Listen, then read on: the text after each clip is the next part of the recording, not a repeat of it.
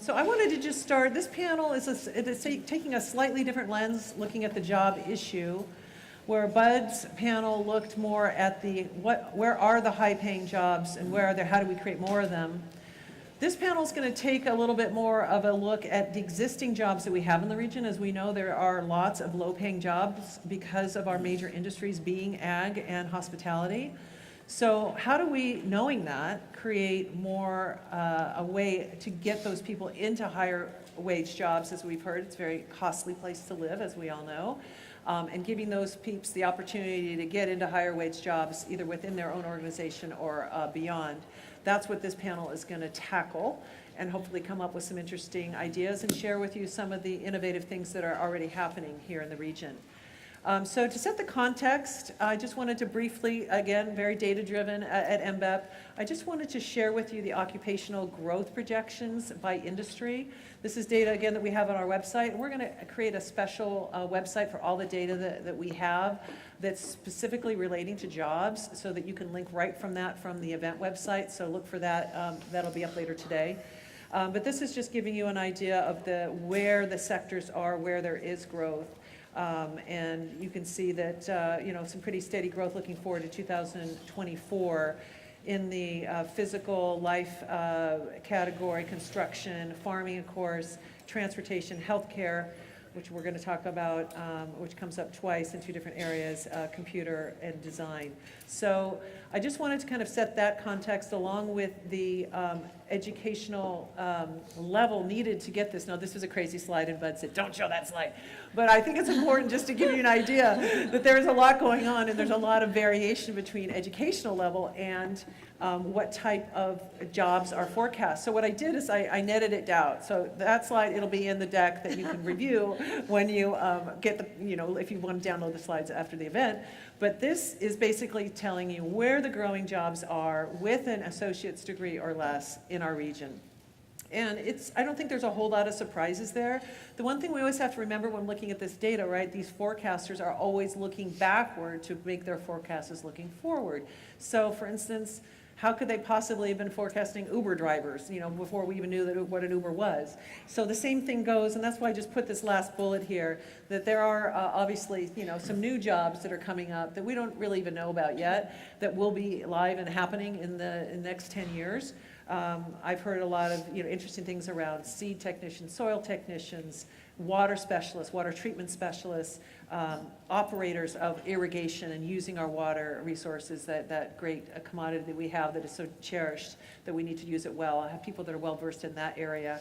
And I just put ag tech as a big bucket because there is so much happening in ag tech, as we heard on the earlier panel, on what Heavy Connect is doing, and many, many others in that area, that there's just jobs that we're not exactly sure what they are. But this gives an idea of where we're kind of headed, and I just thought it would be good to give us some context around where we're going with the... It's for me, Kate. Are we okay? Yeah, great. Okay. The other thing I just wanted to mention, and of course this is in line with the wages and the idea of moving people up into a higher wage. I just thought I'd put this up here for reference. This is again a slide that we have on our website, and information that we have around self-sufficiency on our dashboard.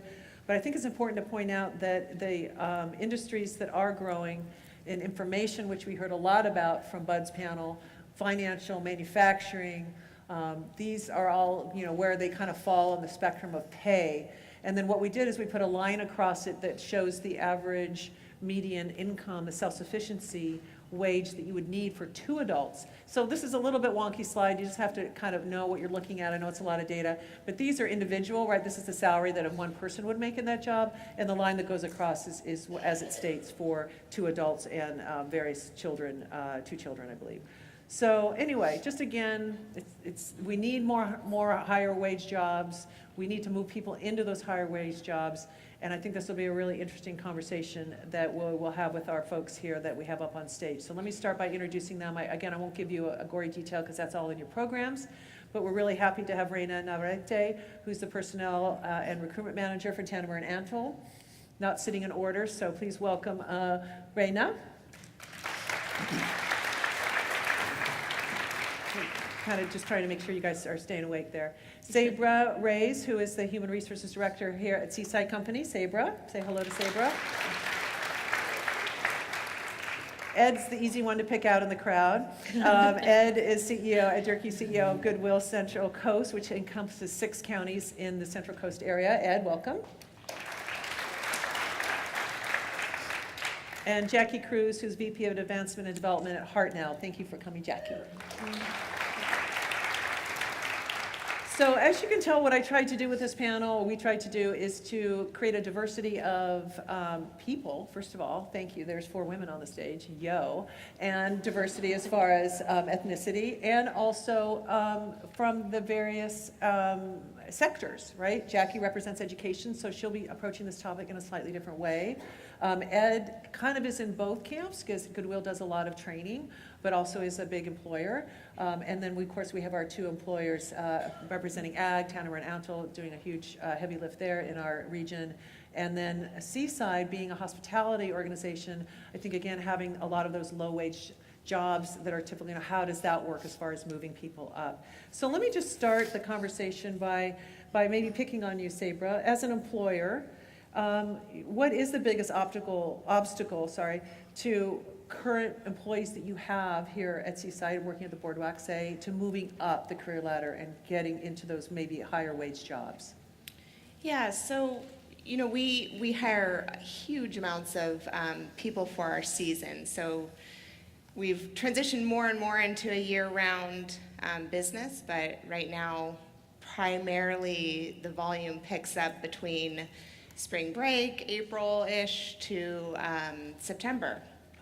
And so we bring on a lot of people for that seasonal activity, but we have a lot of people returning year after year. And when we are transitioning our seasonal workforce into year-round, permanent, more career-driven positions, it's, as they've obviously gained a lot of skills within our industry, but also outside of our season, so outside of that May to September timeframe, really getting skills, either in high school or through our community colleges or UCs. So a lot of it is, management, leadership. I think those are the primary things that we're looking for, really leader-driven individuals. Mm-hmm. Okay, and I would ask the same question to you, Raina. What are some of the obstacles that you see when you're trying to move people up in your organization?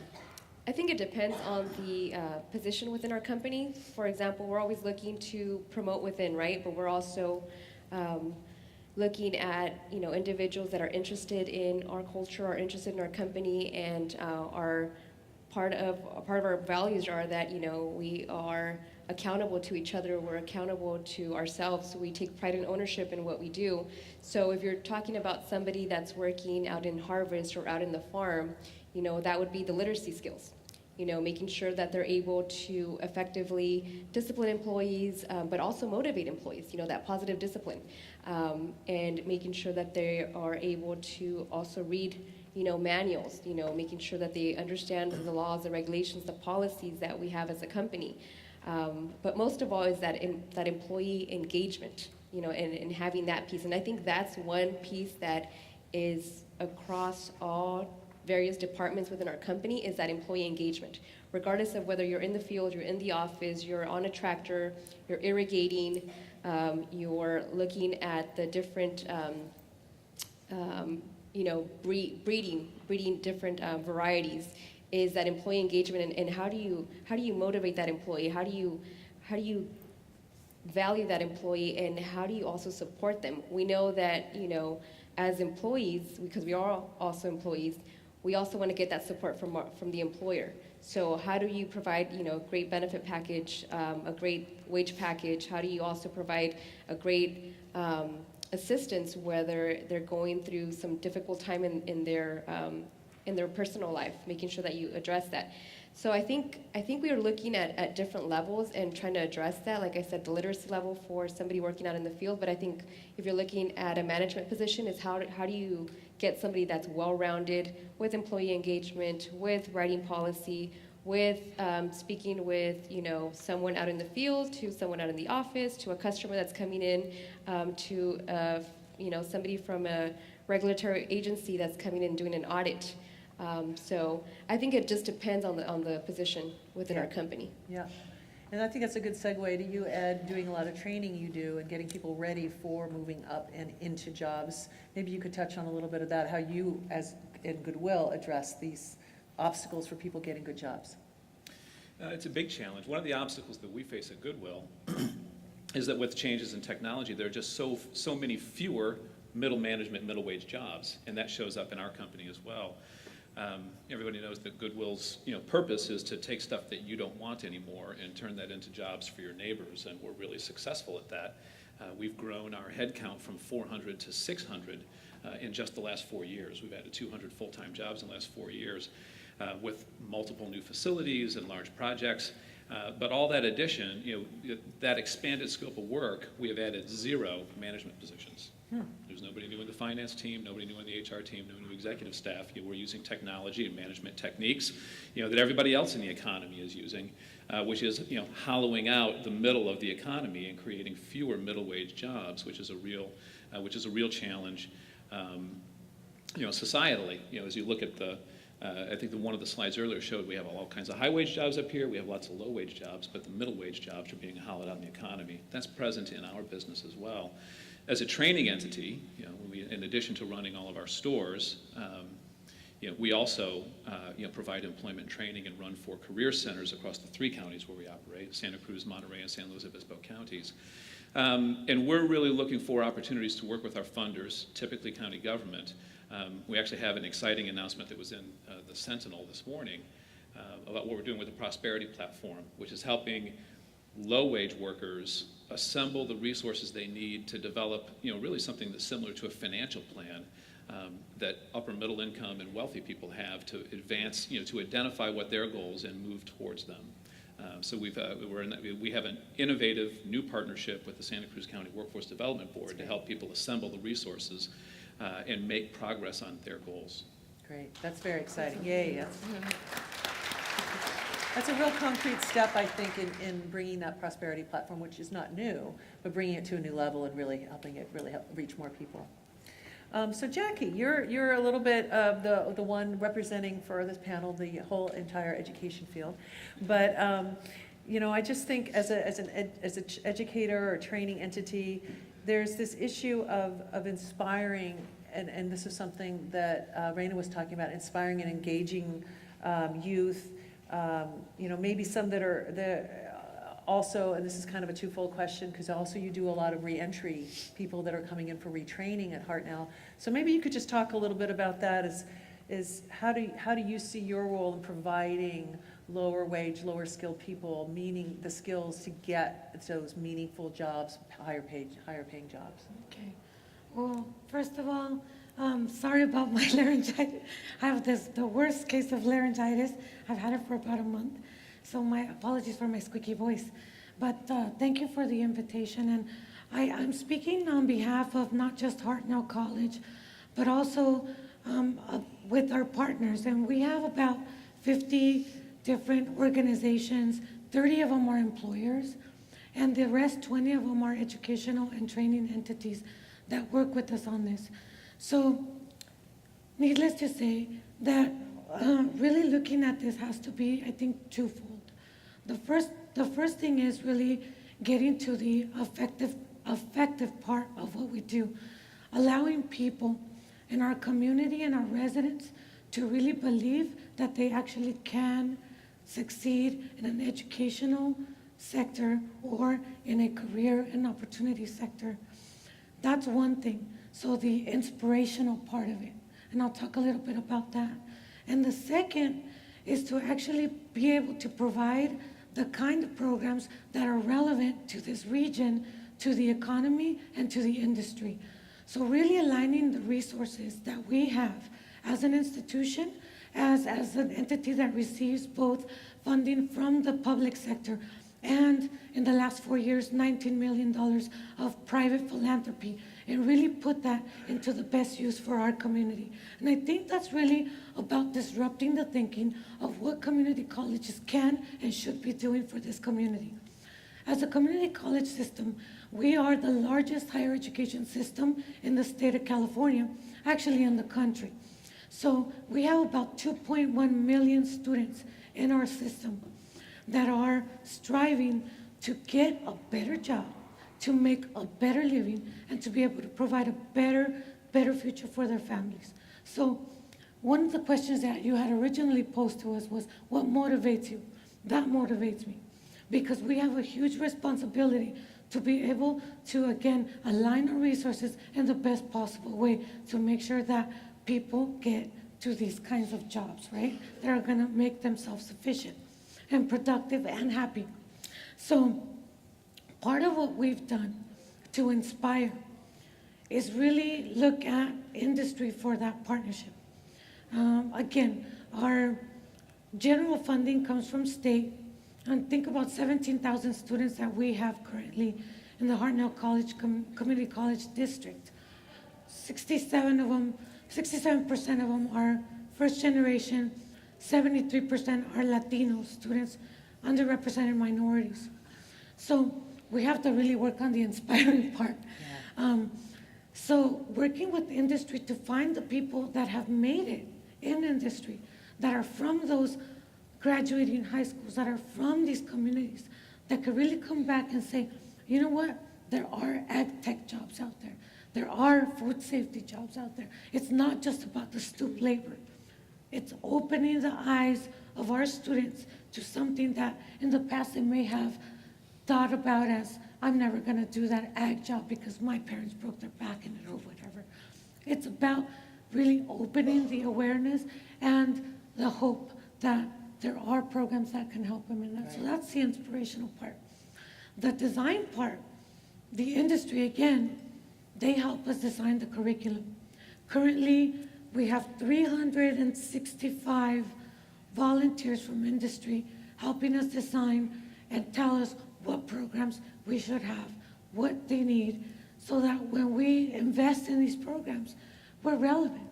So I think that's the important alignment. Yeah, I always like to say that when you put, coming from high tech, you build a product, that person that you are investing these trainings into, that when they come out at the end, that there is a market for them, and that they have the relevant skills and experience and talents that the industry does want to hire. So that's obviously a big part of the work we're doing with Pathways and that you're very involved in. I wanted to follow up, I think it's so important, and then this, I look back on the work that I did when I was in high tech and working on workforce issues globally.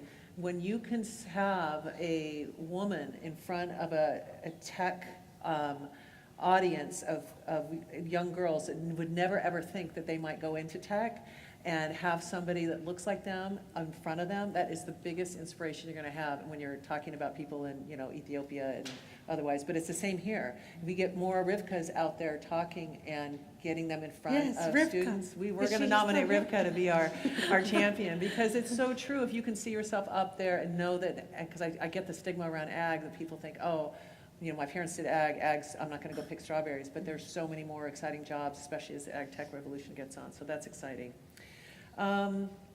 Okay, good. So I just want to shift gears just a little bit, because I think we can do a lot here in the region, which we're doing some fabulous work with all these players that are up here on the stage.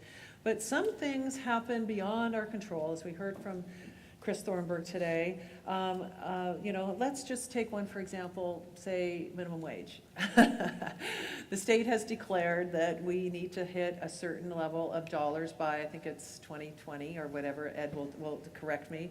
And that has a huge impact on our employers, obviously, for these lower paying jobs in ag and in hospitality. So I'm really curious to understand more about, some people will just tell you, automate and relocate, okay? We don't want that. Automate is happening, yes, but we really don't want the relocate part, right? We want to keep jobs here. So Ed, talk to us a little bit. Goodwill's been very forward-thinking in how they're addressing this and changing a bit of your business model, I believe. So maybe you could just share with the audience your perspective on this issue and how you're tackling it to Sure. keep jobs here. Sure. First of all, I'm glad that the legislature raised the minimum wage. When you work on the Central Coast of California, you recognize that, the minimum wage is at $10.50 an hour right now. It was at $8 an hour back in 2014 when they began the process of increasing it, and it's on its way to $15 an hour. But if you think back to what the slide said, one adult, 2 children requires $70,000 a year to live in Santa Cruz, right? People here need a raise, and and people here are productive enough to earn that, to earn that amount of money as well. So we're glad that the minimum wage has gone up. It should be that high, on the Central Coast of California. However, when the legislature passed the bill and the governor signed it, they didn't send us the money to pay everybody. We have to go out and earn that.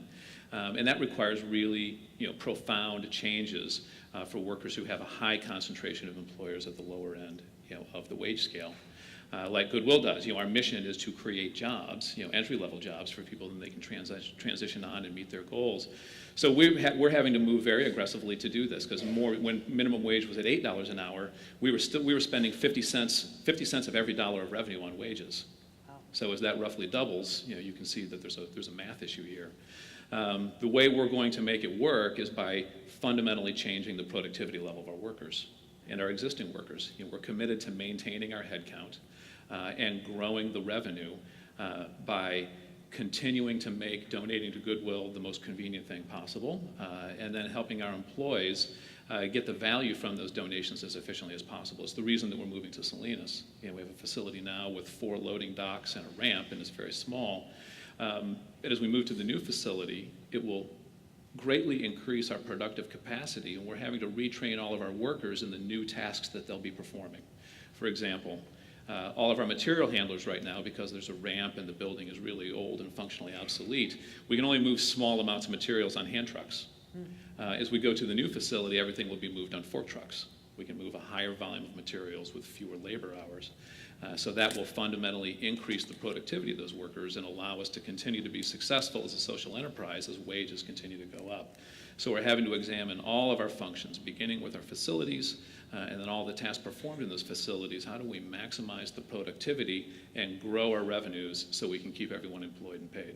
And that implicit in what you were saying is also an upskilling of the current employees into new skills or jobs? Yeah, our material handlers who are working with hand trucks right now are going to be driving fork trucks in Right. the new facility.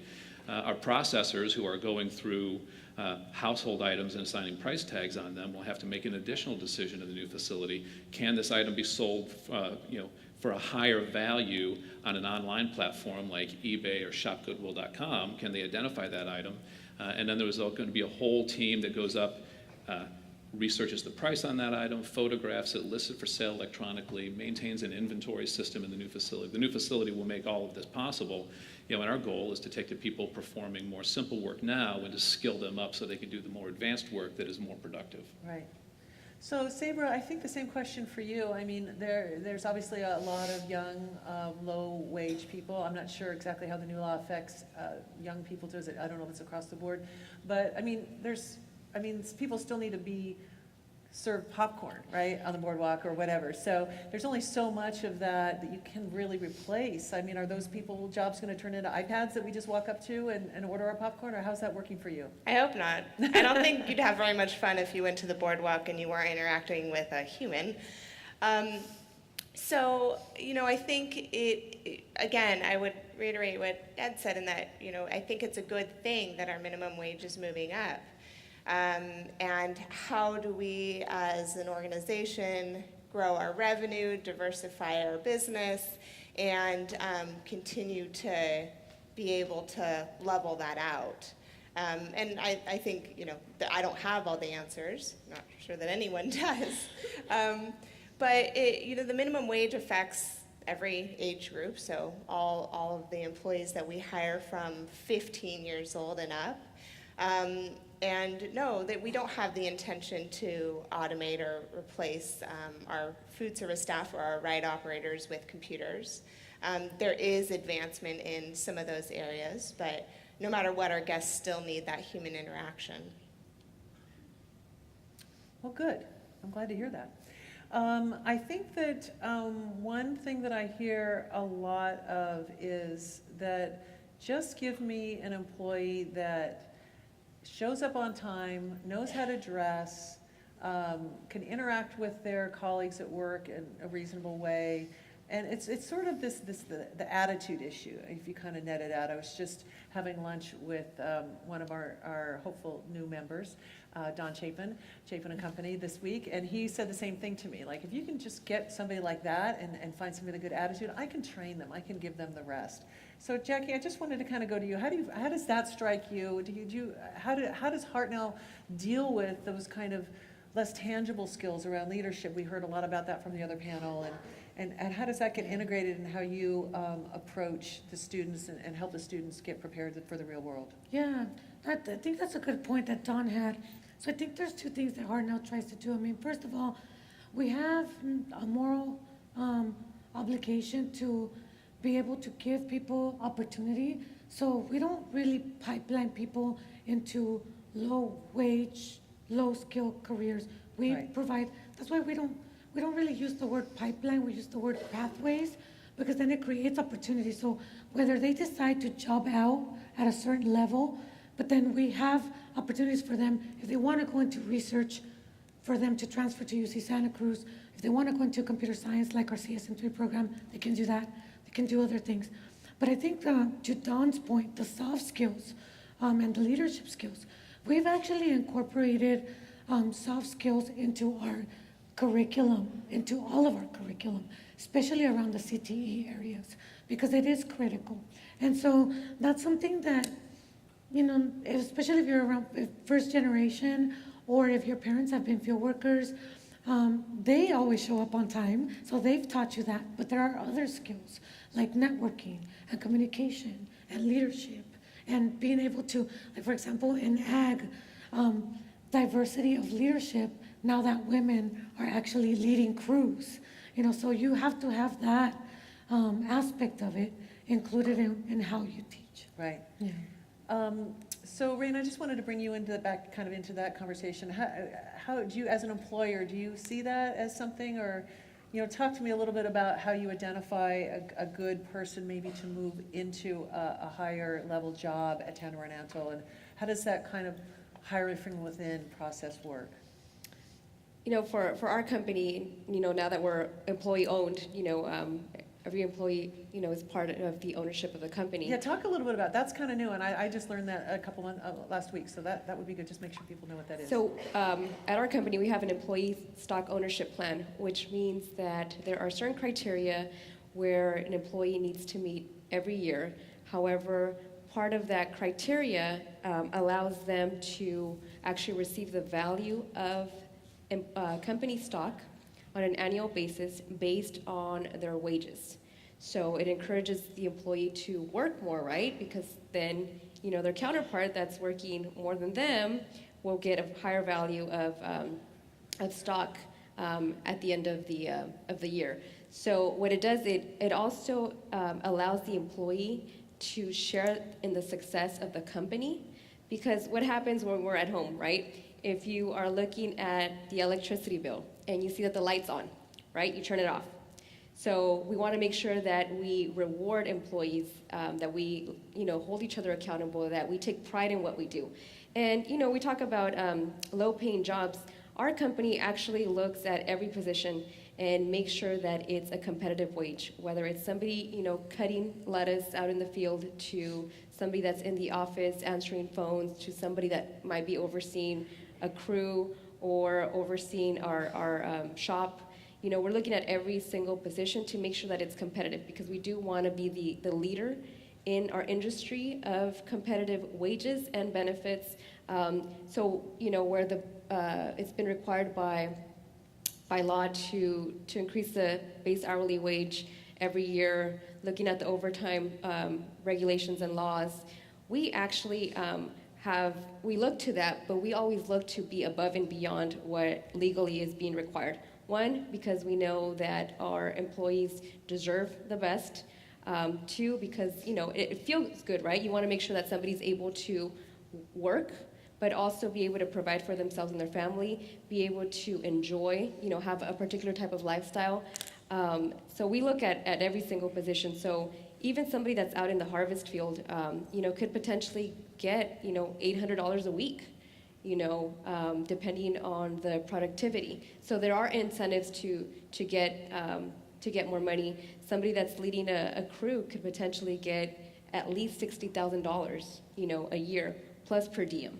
So we are looking at advancing those wages and the benefits across the board, regardless of which position the employee is in, because we value each employee. We offer 401k to everyone in the company, and the company match is the same for everyone. That's great. Wow.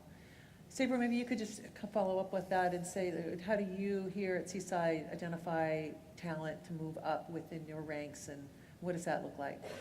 Yeah, well, going back to your original question about, we just need people to come dressed and, speak to each other cordially. I think that's something that we are challenged with every day, and I think we take pride in being many employees' first positions in their career, and so we really are trying to focus on doing how do we train them, how do we develop them, how do we give them the skills to grow them into, like, this being their first step in their career growth while they're still students in high school or in college.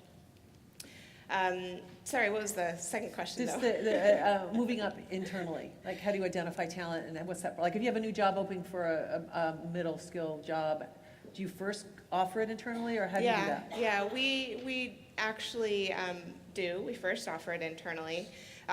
Most of our growth into our leads and supervisor positions is actually internal. So our employees that are coming back season after season, staying for the weekends even after that September kind of lull, and continuing to prove themselves and advance themselves. So really that initiative around leadership is super important. I just think that leadership is so core in people being able to advance themselves. We can teach skills on how to be a coaster mechanic or how to be an accountant. Some of the leadership skills are things that we can't necessarily teach. So whether they're gaining that through a community college or UC, that would be great. Yeah, great. I'm going to ask the House lights come up a little bit. I'm going to ask a closing kind of question for the panel here, but I want to get people engaged here from the audience and asking questions. So maybe we'll just go down the line here, and Jackie, start with you.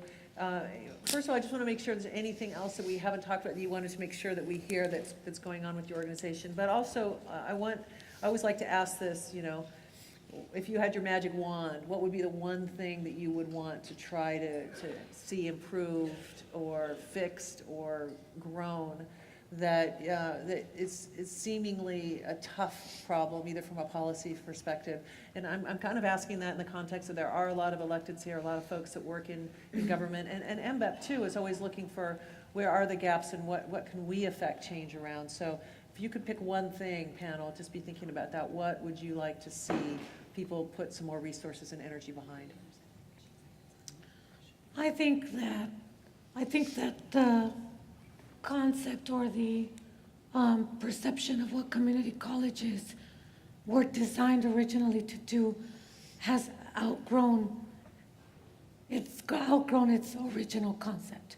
I think we've exceeded what, it's kind of like, 10% of the students, UC research kind of track, the next tier, next 20%, CSU tracks, and then the rest community colleges. kind of will figure out what to do with them.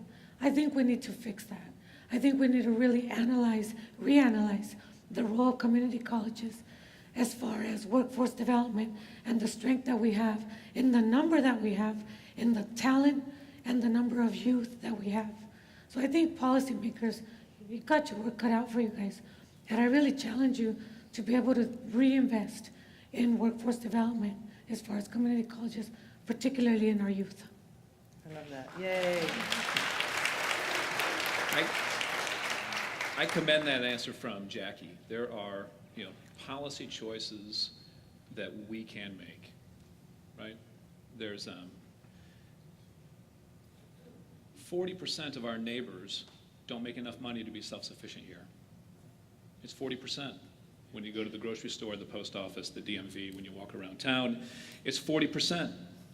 And many of them don't make anywhere near what they need to really be self-sufficient. So how do they make ends meet? They have family connections, they go without health care, on and on. There are, I'm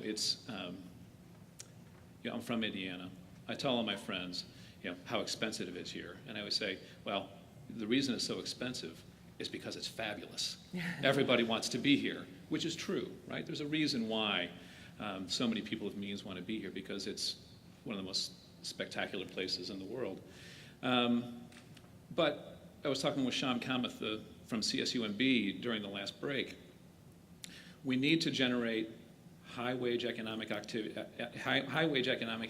because that's what makes our economy grow and creates opportunity for people. But we also have to create an economy that is fair. There are, we have 40% of our neighbors are not in those high-paying jobs. And there are policy choices we can make, and I'll just refer back to Chris Thornburg's presentation. There are policy choices we can make to make our economy more fair. We can make childcare more fair. Childcare costs more than college. Everybody knows what the housing cost is here. Transportation costs are high here. These are a direct result of policy choices that have been made over time that we can change. Hear, hear. Good answer. Thank you. I concur with both my colleagues. I think, addressing the question about, somebody showing up to work on time, being dressed properly, you start thinking about, okay, well, where's this person coming from? When we were looking at building our housing, we realized that there were employees that were living in their cars or living in garages.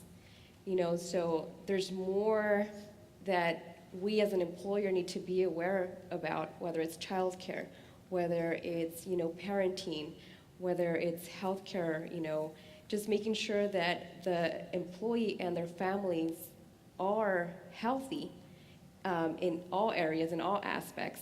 And I think all of us here, there's a lot of opportunity, right, to work with the colleges, to work with Goodwill, to work with the Boardwalk, because our families, our employees touch every aspect or every entity here, and looking at that, but also looking at immigration reform. That's a huge challenge that we in the ag industry face. And I think, there's an opportunity there, looking at both from the economy perspective, from the education sector, and what are we going to do regarding immigration reform? We get H-2A foreigners in Yuma, but we want to make sure that the dollars stay here with our local economy. We want to make sure that as much as possible we keep our local dollars here, and that we are not in the need to have to bring H-2A foreigners to Salinas.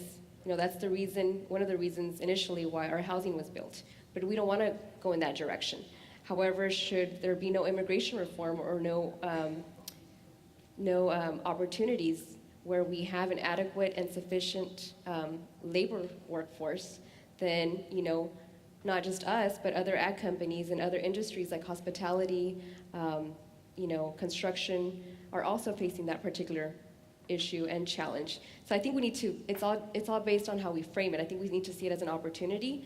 But I'm actually going to be heading out after the panel, but I would welcome anyone to contact me, because I do want to make sure that we offer our employees and their dependents, any type of resource that's available, because we do need to take care of our workforce, our current workforce, and also look at the future workforce. I just want to put a plug in real quick. Yay, thank you. Saber, before you answer, on the immigration piece, something that obviously affects so many of our employers here in the region. So MBEP's a typical first kind of salvo is to look at the data. So you will see, if you do, have you been to our website under the regional data, there's now some immigration information. It's fairly shocking how much percentage of our workforce is undocumented, and the economic impact they have on our region is obviously huge. In a very positive way, meaning that if they were all to be removed, the taqueria, the whatever store, the cafe, you know, those small businesses that depend on the communities to support them would also. So we have some interesting data there for those that are interested, and we're contemplating what some other steps might be, and what our role might be to obviously affect federal policy, which is a challenge. And I just was hearing on the radio on the way in this morning, a new bill that was just put forth by the government this morning, so we'll see. Anyway, Sabra. So I think our biggest challenge is just finding enough people to hire. Like I said, we have a wide range of diversified jobs, from mechanics to accountants to a lot of ride operators and food service staff, and for us, it's really just having the volume of people to hire. And similar to a lot of the obstacles or challenges that the panel before us stated, we experienced those same issues even with a very a low skilled or very non-skilled workforce that we're trying to hire for. So you can only do so much of busing people in or starting international exchange programs. Ultimately, we need our workforce here. Right. Great. Well, I think what we'd like to do now is, I'm sure there's some questions out there in the audience. We have some time here. There's a question there. Hi, Rochelle Naroyan, City Council Member, City of Santa Cruz. So, Ms. Cruz, you touched on this about aligning our workforce needs with education. And I'm wondering, how close are we to doing that on the Central Coast or per county, if any of you want to jump in? Do we have good data on this? Because I notice with the City of Santa Cruz, like our folks working in the water department, I'm hearing a lot of information from staff that we don't have people waiting in the wings to take these somewhat technical jobs that aren't necessarily something you'd find from someone who has a 4-year degree. So where are we on this? Are we close to understanding what our workforce needs are, and is the data good? Yeah, so thank you for asking that question. I think it's really important, and I think that's why, thank you, MBEP. Thank you, MBEP, for, starting up. Because, to be honest with you, for a while there, when we hit the economic, recession, people weren't investing in analysis of labor market and education and alignment. That was kind of like left to, that's not the core of the business. People were just trying to survive. So I think the fact that we have MBEP as a source to provide us with certain data. But I can tell you, I could only speak from Salinas Valley. I think our outcomes are pretty phenomenal. And I know I didn't speak a lot about outcomes, but I will take this opportunity to do that. For our CSN3 program, I don't know if they spoke about the actual metrics, but it's a 3-year bachelor's degree in computer science.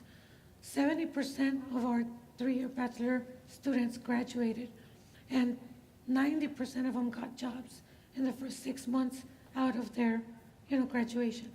For nursing and allied health, we had 100% completion in RN and respiratory care, 100% employment in RCP following 6 months after the graduation, and 87% job placement for the RNs. In terms of our agriculture, they're jobbing out. We can't produce these guys fast enough, I have to tell you. The diesel mechanics, our food safety people, they're getting hired when they're in the program. Mm-hmm. So I think in terms of how much we can produce, that's our issue, is producing fast enough. And for Santa Cruz County, I'm not able to tell you as far as the outcomes for Cabrillo or some of their job outcomes that they have. But I can tell you that we're moving the needle in the Salinas Valley, and we're happy to say it. Yeah, and I think, Michelle, your point is well taken about this, you know, you hear it referred to as the silver tsunami, and getting ready for all those folks in the water departments and wherever that are retiring, and how are we going to replace all those folks. It is a challenge, and there is a lot of good data on our website, again, for those that are interested in doing a little deeper dive. I think I saw a question in the back, or, oh, okay, over here, sorry. Hello, my name is Felipe Hernandez, City Council member for the City of Watsonville. And my question is also education related. You know, educational attainment has been one of the issues that we've brought up in the City of Watsonville, much like Salinas, right? We need to work on our higher education attainment levels.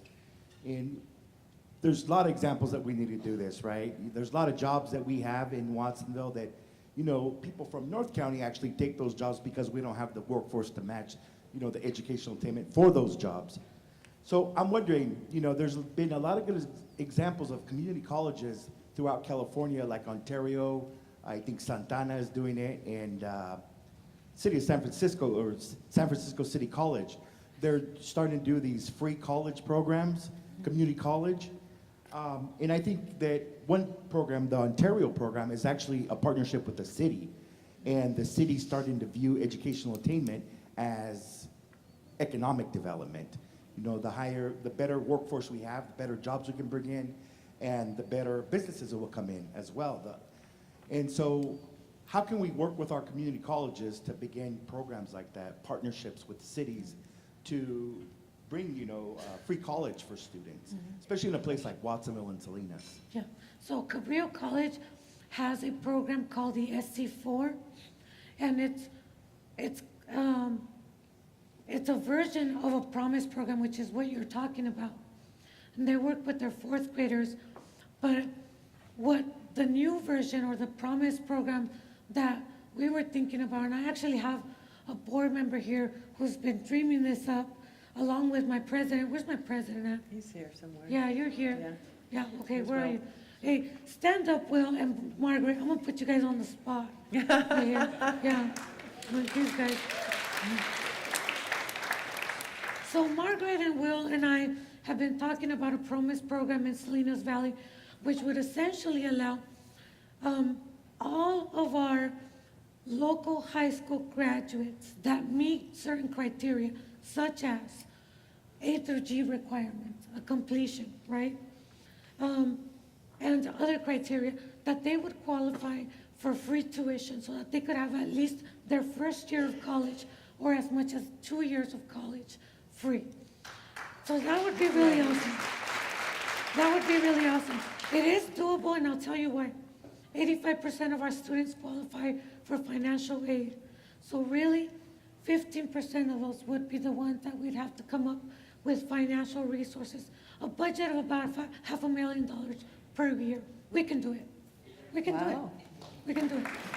It's not unreasonable. Is there any city participation to help you guys out doing that? Yes, I'm gonna talk to you after this. You're on her radar now, Felipe. Other questions? I think in the back I see, oh, and Will, go ahead. Thank you, Will Llewellyn, President, Hartnell College. Not so much a question, but I've had to correct this in a couple of venues in terms of labor market and jobs and so forth. And if you go back to one of the slides you have up there about nursing, if you can go back to that, it's a little, there's a problem there, and we have some problems actually with Monterey County in terms of how the jobs are listed in terms of what the educational requirements are. I think we're getting a little ahead of the game. There it was. That one. No. Oh, The one that So has it was, no, you just passed it. There, thank you. okay. So growing jobs with AA or less, nurses, that's licensed vocational nurse, licensed practical nurse, which are essentially the same thing. And then I think NA is nurse assistant. Nurse assistant, right. But you don't have registered nurse. That's still, because my yeah, that- understanding is that they need a bachelor's, no? No, Oh. and that's, we got to get that corrected across. Good, I'm so the glad you said, county. I That's actually had all. that slide corrected because I thought it was wrong. Jackie just mentioned that we have 100% employment with our nursing program. Our students graduate with an associate degree Oh, good. in nursing, and there's a pretty much 100% employment. Okay. So that's not here yet. I know the profession is talking about that. Down the road, yeah, they want a bachelor's degree, and we're actually pushing all of our students toward that. But it's still a viable career. It's very high paying, and it only requires an associate degree. Otherwise, we're irrelevant. So we're still producing those folks. So we got to kind of get the word out there that the associate degree is still a viable path for these high-paying jobs in healthcare. Excellent. I'm glad Thank you you. I got that. just want to add one thing to that. 78% of our nurses currently at Hartnell, RNs, on the track to RN, are dually enrolled at CSUMB for their BSN. So they'll be able to have their BSN 12 months after they graduate from Hartnell. Wow. So the industry is looking for bachelor's degrees. So we are listening to that, and that's why our 78% of them are co-enrolled. That's excellent. And I know just from hearing from Nan Mikowitz, who's on our board, and other healthcare folks that MBEP is engaged in, that, we just can't find enough people in this region. And even going over the hill and partnering with some colleges over there, which for, I think it was for OR technicians. And I was like, let's get that at Cabrillo or Hartnell. Let's, not have to import those folks from over the hill. Let's start those programs here. So I know you have a lot on your plate, Dr. Llewellyn, but the more programs you can add and other educators, Cabrillo folks that are here, so that we can have those curricula applied to our region and give those kids a job, that would be great. Okay, I think, John D., question over here. We have just a few more minutes. We'll take a couple more questions. So I'm just wondering for the panelists, if you are having trouble finding people, does that mean that you would increase wages in order to fill those positions? We have increased wages significantly. When I compare to Goodwill peers across the country, most of our middle management positions we pay anywhere from 30 to 50% more than the national indexes. And we've had several with our truck drivers and our material handlers. We've had to do pay increases across the board twice in the last 2 years just to stay competitive. I absolutely think it's worth exploring. We're hiring, Generation Z, not even millennials at this point. So I don't think what we've seen is that they're not necessarily motivated just by higher wages. It's a little bit more than that. And there's, a little bit of entitlement there, which doesn't necessarily correlate to money. So I'm not sure, but I think it's absolutely something to continue to explore. We also look at, I think we look at the base, hourly wage or salary, but also incorporate the benefit package. So, when we're looking at California that requires sick leave of 24 hours, we're giving 30 hours. So we want to make sure that our employees receive more than what's legally required. So we're always looking at every aspect. Base hourly wage, we're at $12.50 right now. And also, regarding ESOP, which is our employee stock ownership plan, we know our employees are our greatest asset. So why not make sure that they share in the success of how well the company's doing? And that's also, making sure that they're planning for their retirement. How many of us actually, take the time to plan for a retirement? So that's on top of our 401k benefit, and we also provide end-of-season incentives and bonuses. So if you work the entire season, you get an additional paycheck at the end of the season. If you show up to work, for the 4 persons that are overseeing a particular crew, there's also an attendance bonus. If your crew meets a certain average on a weekly basis. If you are a 4-person and you drive a bus, there's an additional incentive, for those 4 persons. So we're always looking at ways of rewarding and encouraging our employees. We definitely want to make sure that we're above what is required legally, because we know that our employees deserve that and more. Great. I think we'll take one last question, Darcy, from the back there. Hi, I'm Carmen Herrera Manciera. I'm the Executive Director for Pajaro Community Development Corporation, and I am also a board member of the California Association for Microenterprise Opportunity. And I think one thing, and this is not much of a question, it's more a suggestions. I really think that workforce development sector has to look into micro-entrepreneurship and small entrepreneurship, small business creation as a career path. We do that in the Tri-County area. We help people start businesses, grow their businesses. We have clients that started businesses 2 years ago. They're having a good income for themselves, and they have created 2 or 3 jobs additionally to that. So I think we need to be serious about it, especially knowing that there's a trend. You know, more than 80%, 89% of the businesses that are creating the jobs in California are micro and small businesses. And that is very, very true for our region. So we need to think about that because that's a career path that I don't think we're taking seriously enough.